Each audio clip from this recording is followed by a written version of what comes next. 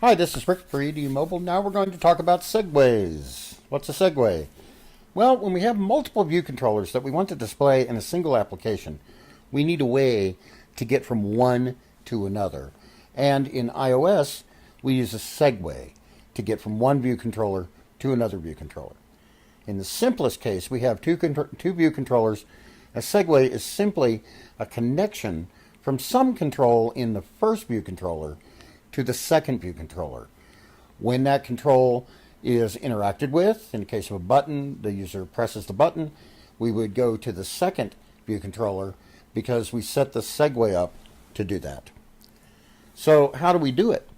Well, if we want to add a segue, we control click and drag from the control, let's say a button is going to do this, that triggers the segue to the new view controller or to the second view controller. And then we'll get a little pop-up window. We select the type of segue from that list. And for now, we're just going to select show. And at that point, if all we want to do is to get from one view controller to another, we're done. Because all the code is going to be written for us within that interaction that we've just completed in Interface Builder. So no further code is required to trigger the segue. So what's the catch? There must be a catch here. Well, let's think about how you might get back after you've segued to a second view controller, how you might get back to the first controller. You might consider adding another segue from the second controller back to the first, but that would be very, very bad because a segue actually instantiates the class that it's going to. It instantiates what's called its destination view controller. The first controller would segue to the second, would instantiate the second view controller, and then if we did this back, we segued back to the first view controller, we would instantiate the first view controller again, which would then instantiate the second view controller again. So we can imagine that we could end up with a lot of instances of just two view controllers sitting on the heap, and that's exactly what would happen. And this is exactly what we don't want to happen. Every instance would be a new object on the heap, and that would be very bad. So how do we do that? Well, to get rid of a controller that you no longer want to be in view, so to speak, we use a method of the controller, and it belongs to the controller, called dismiss view controller animated, and it takes two parameters.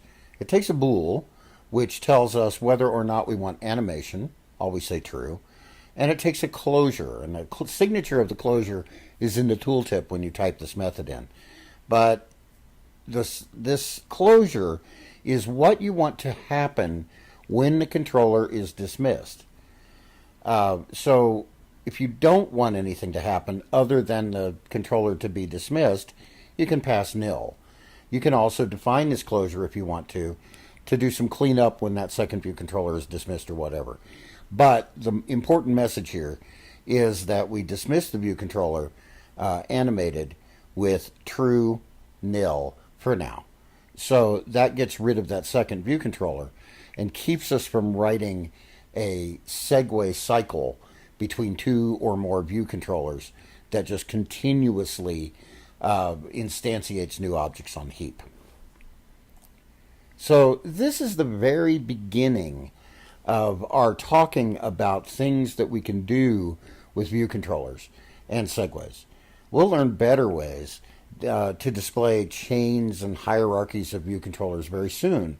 But for now, keep in mind that all of the various methods of displaying chains and hierarchies of view controllers rely on segues in one form or another. So now you know what a segue is, and we can take a look at a very simple example in the next demo.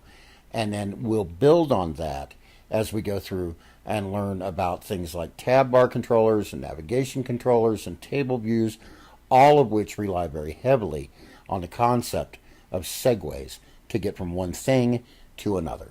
Thank you very much.